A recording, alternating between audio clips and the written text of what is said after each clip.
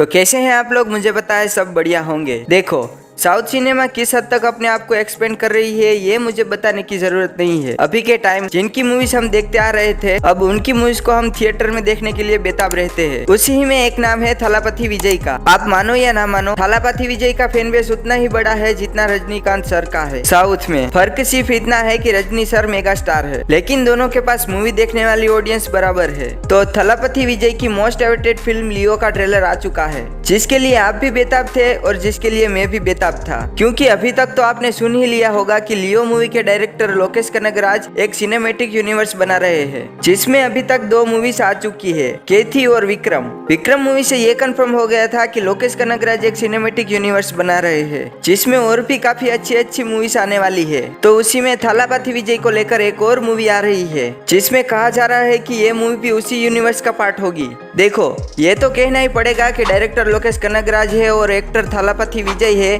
तो साउथ में तो लोग पागल होने ही वाले हैं। लेकिन मेरा मानना यह है कि ये मूवी हाइप में है 2 चीजों की वजह से। एक तो ये मूवी एलसीयू का पार्ट होने वाली है, और दूसरा इस मूवी में मेन विलन के तौर पर हमें नजर आने वाले हैं संजय दत्त। इन 2 चीजों की वजह से मूवी हाइप में है, जो मुझे लगता है। बात करें ट्रेलर की, तो ट्रेलर बेशक बवाल है, जो इतना लंबा होकर भी हमें कहानी के बारे में जरा सा भी अंदाजा नहीं लगाने देता। ट्रेलर काफी सारे सवाल अपने पीछे छोड़ जाता है, जैसे कि क्या थलापति विजय मूवी में पुलिस होने वाले हैं, क्या मूवी में थलापति विजय का डबल रोल होने वाला है। देखो ये मैं ऐसे ही नहीं कह रहा हूँ, ट्रेलर में ही एक डायलॉग आया था जहाँ विजय बोलते हैं कि वो मेरी तरह दिखता है तो मैं क्या करूँ। इस तरह देखे तो अगर मूवी में विजय का डबल रोल हुआ तो कहानी कुछ और ही होगी। लेकिन मेरा मानना यह है कि जो यंग वाला विजय हमें देखने को मिलता है, वो शायद तब का सीन होगा जब वो संजय दत्त की गैंग में शामिल रहे होंगे, और उसी बीच उन्हें त्रिशा मिलती है, जिनके साथ वो परिवार बनाना चाहते हैं, और इसी के लिए वो संजय दत्त की गैंग छोड़ देते हैं, जहाँ वो अपनी पहचान छुपाकर कश्मीर में जाके रहने लगते हैं। लेकिन किसी तरह Sanjay Dutt as known as Antony Das को पता चल जाता है कि वो अभी जिंदा है, और वो विजय को वापस लेने जाते हैं। लेकिन विजय ये कह के मना कर देते हैं कि मैं वो हूँ ही नहीं जिसे तुम ढूंढ रहे हो,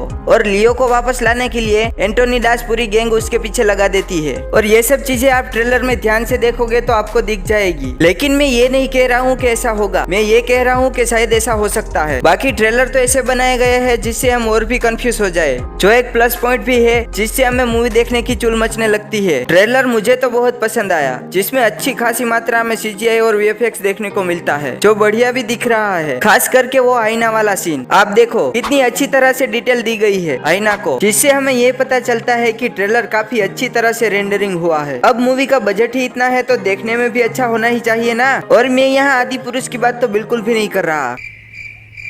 देखो अब ट्रेलर देखने के बाद तो मैं ये कह ही सकता हूँ कि ये मूवी छप्पर फाड़ तो कमाई करने ही वाली है, और एलसीओ को भी और ऊपर ले जाने वाली है। मैं तो मूवी देखने के लिए बेताब हूँ। मूवी आ रही है 19 तारीख को इसी महीने। बाकी मूवी देखने के बाद बात करते हैं। इसी के साथ मैं मिलता हूँ आपको अगले वीडियो में। जय हिंद।